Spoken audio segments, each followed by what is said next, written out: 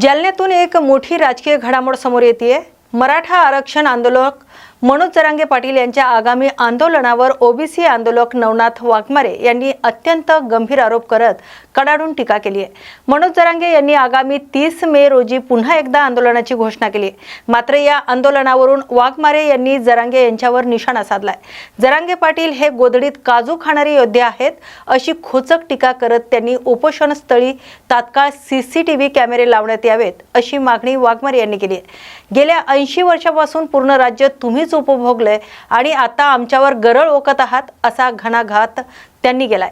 हा सर्व प्रकार ओबीसीचं राजकीय आरक्षण संपवण्याचा खटाटोप असल्याचा आरोप करत उपमुख्यमंत्री एकनाथ शिंदे हे जरांगे यांना रसद पुरवत असल्याचा दावाही वाघमारे यांनी केलाय। या गंभीर आरोपामुळे आता जालना जिल्ह्यात आणि पर्यायाने संपूर्ण राज्यात ओबीसी विरुद्ध मराठा असा राजकीय संघर्ष अधिकच पेटण्याची शक्यता निर्माण झाली आहे। 3% 3 आणि 5 कधी काही म्हणतो ते कधी 3 कोटी म्हणतो कधी 6 कोटी म्हणतो कधी 5 कोटी म्हणतो कधी 7 कोटी म्हणतो।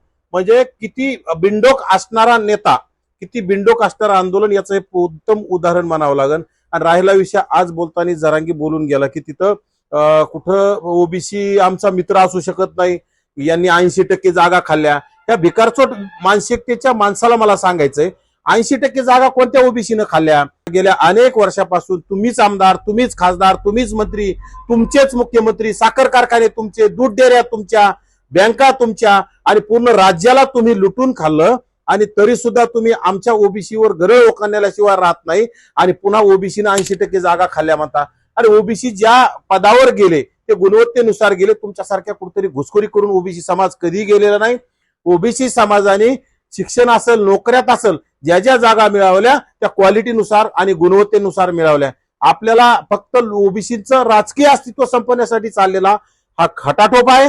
आणि विशेषतः हे आंदोलन तत्कालीन मुख्यमंत्री आणि आता राज्याचे उपमुख्यमंत्री असणारे एकनाथ शिंदेच्या आदेशानं, शरद पवारांच्या आदेशानं, कारण एकनाथ शिंदेचे अनेक मंत्री जरांगेला येऊन भेटतात आणि त्याच्यानंतरच हा 5वी नापास भिकारचोट जरांग्या आंदोलनाची भूमिका घेतो, आंदोलन सुरू करण्याची वल्गना करतो, आंदोलनाची तारीख देतो आणि जर मंत्री नाही भेटले तर मेल्यासारखा पडून राहतो। कारण की त्याला रसद देण्याचं काम, चावी देण्याचं काम तत्कालीन मुख्यमंत्री आणि राज्याचे सध्याचे उपमुख्यमंत्री असणारे एकनाथ शिंदेकडून होतं। एकनाथ शिंदेला मुख्यमंत्री होण्यासाठी घाई गडबड झाली आहे। त्यासाठी एकनाथ शिंदे वेळोवेळी राज्य सरकार अस्थिर करायचं, राज्यामध्ये दहशत निर्माण करायची, राज्यामध्ये ओबीसी मराठा सातत्याने वाद निर्माण ठेवायचा आणि मराठा समाज आपल्या बाजूने कसा येईल यामध्ये मग ओबीसीचं ज्या 18 पगड जातीतील 12 बलुतेदार, 18 आलुतेदार ह्या समाजानं गेल्या अनेक वर्षापासून अन्याय सहन केलाय। या समाजाची मान कापून घेण्याचं काम, या समाजावर पुन्हा अन्याय करण्याचं काम एकनाथ शिंदेच्या माध्यमातून होतोय। राहिला सायला शरद पवार गटाचे खासदार, शरद पवार गटाचे आमदार आणि काही अजितदादा गटाचे सुद्धा आमदार याला रसद देऊन ताकद निर्माण करण्याचं काम करताय। सातारा जिल्ह्यातील मुनावळे गावात 8 वर्षीय विराट भोसले याच्या मदतीला उपमुख्यमंत्री एकनाथ शिंदे धावून आलेत। त्याच्यावर विनामूल्य शस्त्रक्रिया करण्यात आली आहे। जन्मताच नाक आणि घशात गाठ असल्यामुळे विराटला श्वास घेण्यास गंभीर अडचणी येत होत्या। तपासणीनंतर शस्त्रक्रियाच एकमेव पर्याय असल्याचं डॉक्टरांनी सांगितलं होतं। मात्र 1.5 लाख रुपयाचा खर्च परवडत नसल्याने कुटुंबीय चिंतेत होते। ही माहिती उपमुख्यमंत्री एकनाथ शिंदे यांच्या निर्देशनात आल्यानंतर त्यांनी तात्काळ ठाण्यात उपचाराची व्यवस्था करत संपूर्ण खर्च उचलण्याचा निर्णय घेतला। त्यानुसार विराटला ठाण्यातील रुग्णालयात दाखल करण्यात आले। तज्ञ डॉक्टरांच्या पथकाने यशस्वी शस्त्रक्रिया केली असून काही दिवस उपचारानंतर विराटची प्रकृती स्थिर झाली आहे। आता त्याला घरी सोडण्याचा निर्णय घेण्यात आलाय। या मदतीबद्दल विराटचे आई वडील तसेच कुटुंबियांनी उपमुख्यमंत्री एकनाथ शिंदे आणि डॉक्टरांचे आभार मानलेत। नमस्कार, आपण आता सध्या आहोत सिद्धिविनायक हॉस्पिटलमध्ये आणि आपल्या सोबत आहे हा छोटा मुलगा विराट भोसले।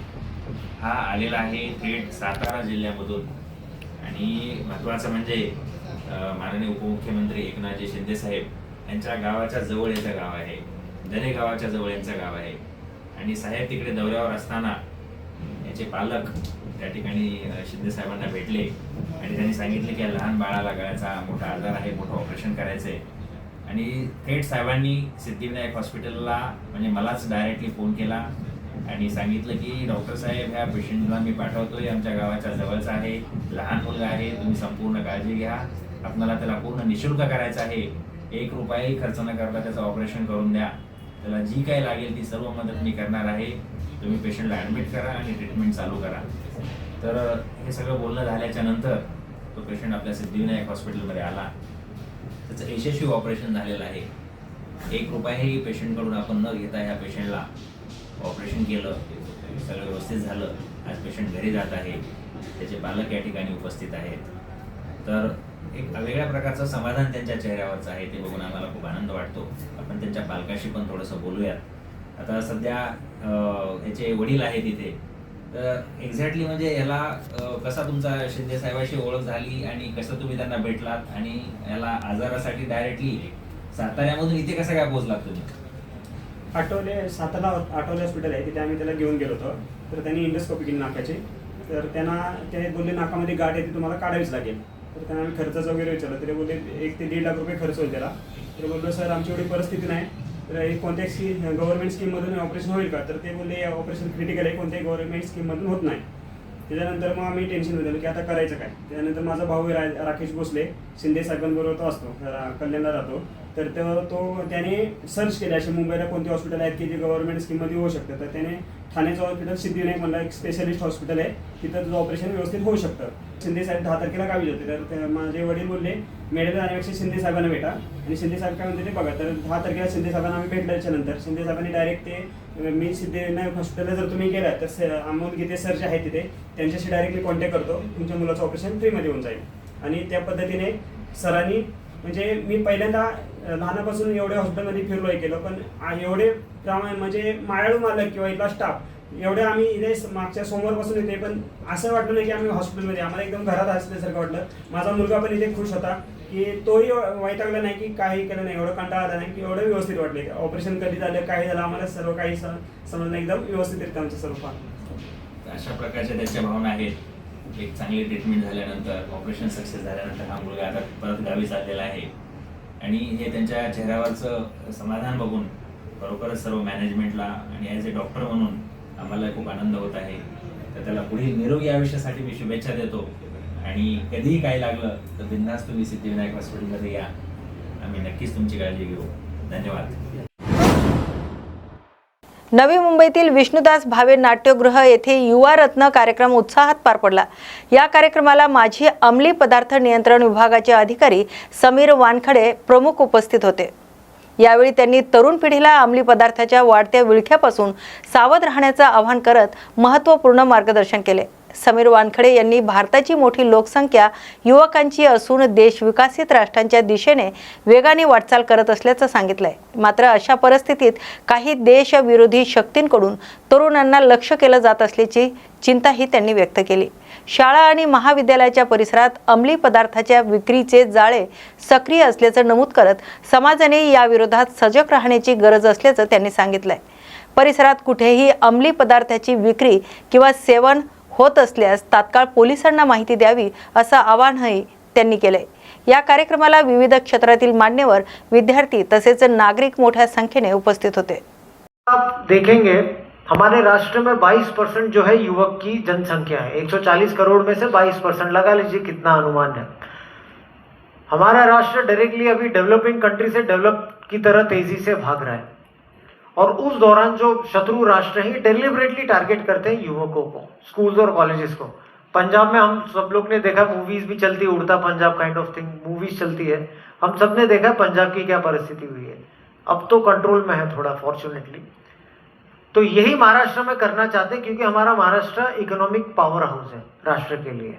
मुंबई, नवी मुंबई जो अपने सराउंडिंग एरियाज है, these are the power the nation end the economy. तो कैसे इसे खराब किया जाए, तो इसके लिए स्कूल्स और कॉलेजेस में आप देखेंगे हमेशा पेडलर्स होते हैं, पान पट्टी होती है, वहां पर ड्रग्स का सेवन होता है, ड्रग्स को बेचते हैं. एज अ सोसाइटी पुलिस अपना काम करती है, लॉ एनफोर्समेंट अपना काम करती है, लेकिन एज अ सोसाइटी ऑल्सो हमारे पर भी कोई दायित्व होता है. बहुत बार मैंने ये भी देखा है कि जब हम कुछ केस करते हैं, कुछ रेड करते हैं एक जगह, तो वहाँ के लोग बोलते हैं ये हमारा काम नहीं है, हमको इस चक्कर में, क्योंकि पंचा की रिक्वायरमेंट होती है कभी कभी हमें, तो पब्लिक की भी ऐसी कभी कभी ये देखते उनका उत्तर ऐसा होता है कि हमें ये झंझट में पड़ना नहीं है, हमें मसले में नहीं पड़ना है, हमारा इशू नहीं है. अगर आज हम इसे नहीं रोकेंगे 10 साल में हर घर में घुस जाएगा ये ड्रग्स का इशू। तो पब्लिक की भी थोड़ी रिस्पॉन्सिबिलिटी होना चाहिए। रेसिडेंट एसोसिएशंस होते हैं, फिर बाद में सोसाइटीज होती हैं। कभी भी अगर आप कोई ड्रग ट्रेड देख रहे हैं या फिर कोई ड्रग कंज्यूम कर रहा है तो तुरंत आप पुलिस को इन्फॉर्म कीजिए। 112 नंबर होता है। एक ड्रग्स के लिए भी एक स्पेशल नंबर है जिसे कहते हैं 1933, जिसे कहते हैं कोई ड्रग्स कंज्यूम करता है या फिर कोई ड्रग्स बेचता है तो आप तुरंत वो नंबर पे भी डायल कर सकते हैं। तो हम इसे कैसे रोक सकते हैं? तो लॉ इन्फोर्समेंट जो हमारा काम है